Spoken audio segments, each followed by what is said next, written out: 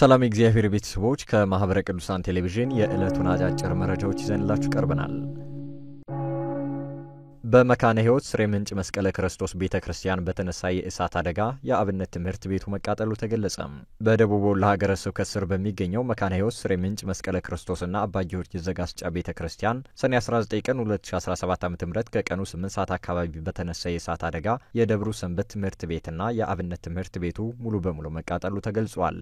የእሳት አደጋው 500 ቆርቆሮ የሚሸፍን አዳራሽና የአብነት ተማሪዎች መማሪያ መጻሕፍቶች፣ የመኝታ ፍራሽ፣ ብርድ ልብስና አንሶላ እንዲሁም የግል ተቀማጭ ጥሬ ገንዘባቸው ሙሉ በሙሉ መቃጠሉ ተገልጿል። ከዚህ በተጨማሪም የእሳት አደጋው በሁለት ተማሪዎች ላይ ቀላል ጉዳት ያደረሰ ሲሆን በአሁኑ ሰዓት በሕክምና ላይ እንደሚገኙም ተመላክቷል። በአብነት ትምህርት ቤቱ 150 ተማሪዎች የሚገኙ ሲሆን በአሁኑ ሰዓት ከፍተኛ ችግር ላይ በመሆናቸው የአልባሳት፣ የመጠለያ፣ የመጻሕፍትና ሌሎችም ድጋፍ እንደሚያስፈልጋቸውም ተመላክቷል። መረጃው በማህበረ ቅዱሳን የደሴ ማዕከል ነው። ብፁዕ አቡነ ዲዮናስዮስ ከጀርመን ካቶሊካዊት ቤተክርስቲያን ጳጳሳት ጋር ተወያዩ። የጀርመን ካቶሊካዊት ቤተክርስቲያን የጳጳሳት ጉባኤ አባላት ከኢትዮጵያ ኦርቶዶክስ ተዋሕዶ ቤተክርስቲያን የምስራቅ ጎጃም የጀርመንና አካባቢው ሀገረ ስብከት ሊቀ ጳጳስ ብፁዕ አቡነ ዲዮናስዮስ ጋር መወያየታቸው ተገልጿል።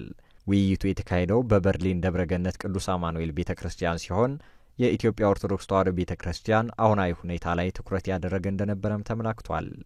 በተጨማሪም የጀርመንና አካባቢው ሀገረ ስብከት ሊያቋቁመው ባሰበው ገዳም ዙሪያ ሰፊ ውይይት መደረጉ ተገልጿል። መረጃው የጀርመንና አካባቢው ሀገረ ስብከት ሚዲያ ነው። የጣጃ ምስራቀ ፀሐይ ቅድስት ማርያም የድጓ ጉባኤ ቤት የተለያዩ ችግሮች እንዳጋጠሙት ተገለጸ።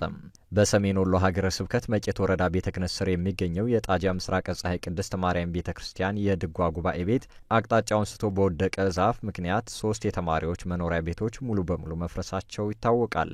በዚህም ምክንያት የጉባኤ ቤቱ ደቀ መዛሙርት ለመኖር ተቸግረዋል ሲሉ የጉባኤ ቤቱ የድጓ መምህር ሰምረ እንዳየው ገልጸዋል። አሁን ላይ የፈረሱ ቤቶቹን በአካባቢው ማህበረሰብና በጎ አድራጊ ምእመናን ድጋፍ ለማደስ ጥረት እያደረግን ነው ያሉት የጉባኤ ቤቱ መምህር ከዚህም በፊት የተማሪዎቹ ማደሪያና የመኖሪያ ቤቶች እጥረት መኖሩን ገልጸው አሁን ላይ የደረሰው ጉዳት ችግሩን ይበልጥ እንዳባበሰውም አሳውቀዋል። በተጨማሪም የልብስና የምግብ ችግር እንደገጠማቸው የገለጹት መምህሩ አክለውም የአካባቢው ነባራዊ ሁኔታ አስቸጋሪ በመሆኑ ይህን ተቋቁሞ መማር ራሱን የቻለ ፈተና ሆኖብናል ብለዋል። መረጃው በማህበረ ቅዱሳን የወልዲያ ማዕከል ሚዲያ አገልግሎት ዋና ክፍል ነው። ለአብነት መምህራንና ተማሪዎች የአልባሳት ድጋፍ ተደረገ። የቅዱስ ላሊበላና አካባቢው ቅርስ ጥበቃ በጎ አድራጎት ማህበር በላሊበላና ላስታ ወረዳ ለሚገኙ ከ110 በላይ ለሚሆኑ የአብነት መምህራንና ተማሪዎች የአልባሳት ድጋፍ አድርጓል። ማህበሩ ከኢትዮጵያ ቅርስ ባለስልጣንና ከደብረ ሮሃ ቅዱስ ላሊበላ ገዳም ጋር በመተባበር በሚሰራው የማይዳሰስ ቅርስ ፕሮጀክት የአብነት ትምህርት ቤት ህዝባዊ ንቅናቄ መድረክ ባዘጋጅበት ወቅት መሆኑ ተገልጿል።